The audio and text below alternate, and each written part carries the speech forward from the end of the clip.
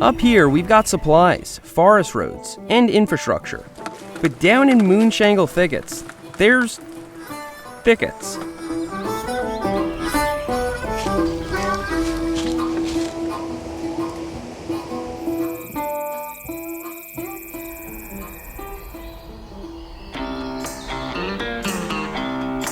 This entire slope makes up about 3 acres.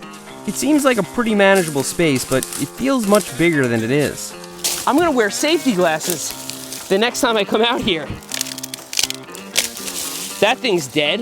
This maze of rhododendrons and mountain laurels eliminates any shred of visibility, so it's easy to get disoriented. It's taking more time than I really thought.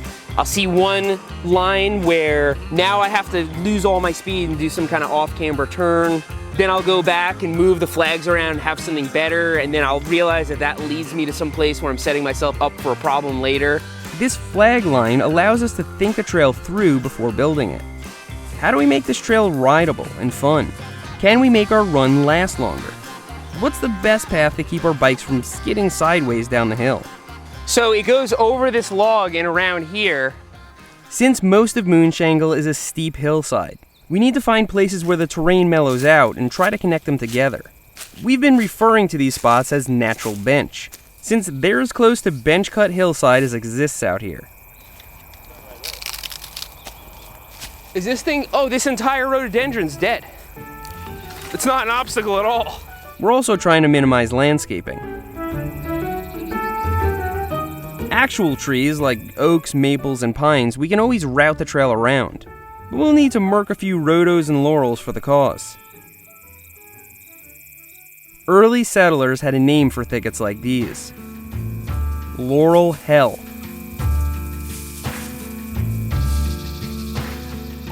There exist thickets in the Smokies where mountaineers would take days to cover just a few miles.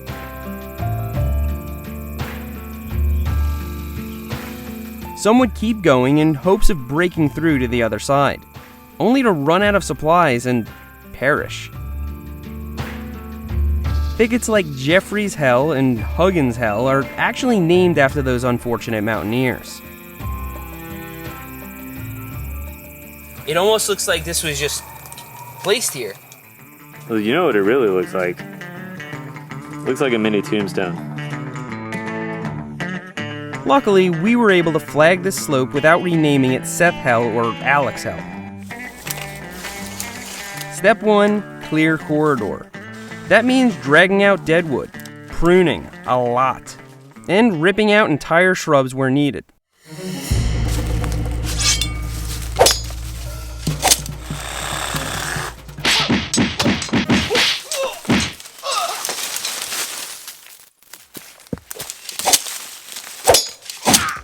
We'll come back with a chainsaw to clear dead trees off the trail, but most of this stuff is small enough to hack with a machete or hit with the electric saw.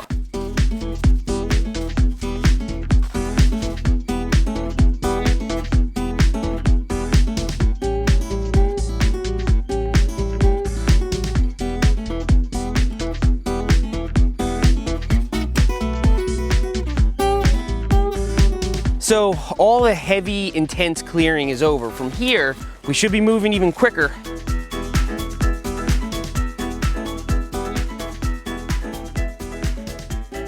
It took an entire day to clear our flag line, and we made it pretty much to the bottom of Moonshangle. I was by no means able to make an accurate map, but this is pretty much what our trail looks like. For the time being, it's an out and back, which means you need to turn around at the end. Eventually, we can continue the trail back uphill, or connect it to another route, but we still have more work to do before we can really call this a trail.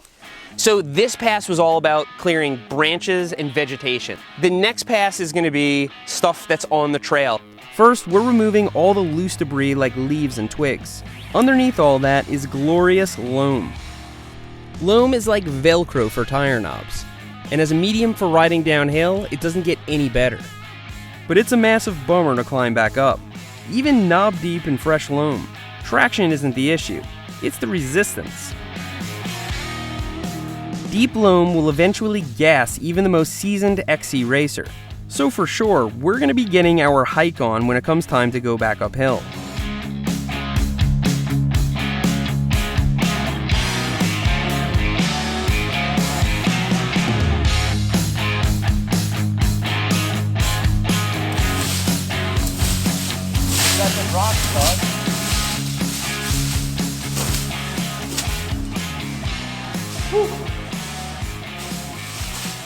With the debris raked off the trail, we have a clearer picture of what needs work. If you really challenge yourself, you can get through just about anything on a mountain bike, but there are certain challenges we just don't care to take, like pedaling through this rotted out stump. So I'm gonna take the rogue hoe and drag it out of the way and make this look like actual trail.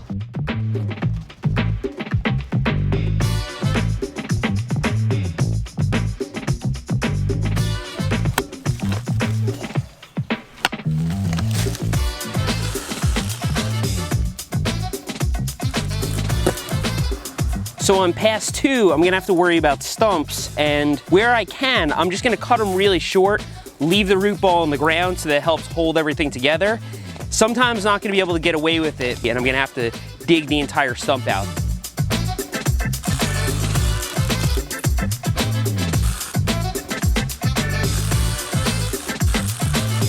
The steep downhill sections can remain rooty and loamy for the time being. But as we move along the hillside, the tread becomes off camber. So this spot right here is way too off camber. So what's gonna happen is people are gonna start riding lower and lower and form a rut down here, and then the trail is gonna keep moving closer and closer to the trees. So if I don't dig away some of this loam, it's just gonna be a problem.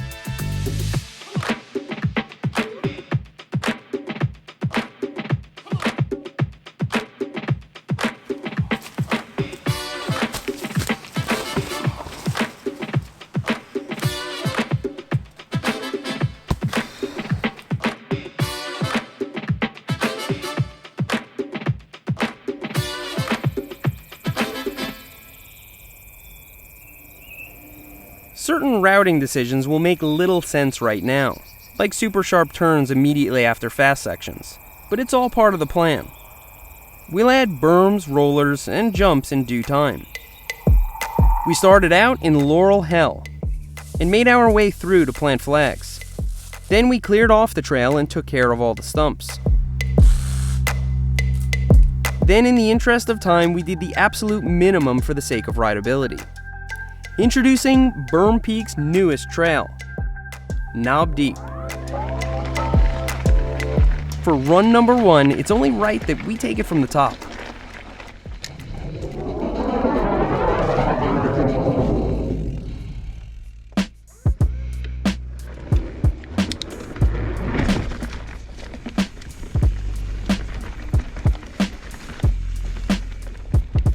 Right before the mainframe is one of the few spots where pedaling is necessary, and we may be able to eliminate that with a berm. After that, your cassette is screaming.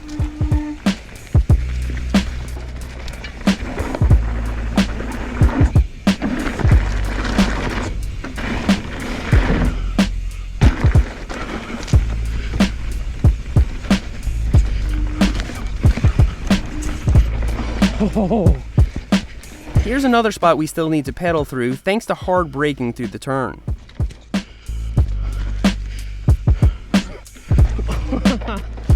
Whoa!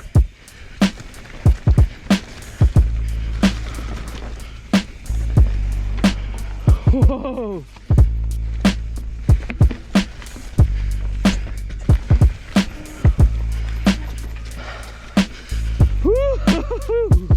And after one glorious minute of mostly continuous downhill, we turn around and pedal back up. Well, pedal as far as we can anyway.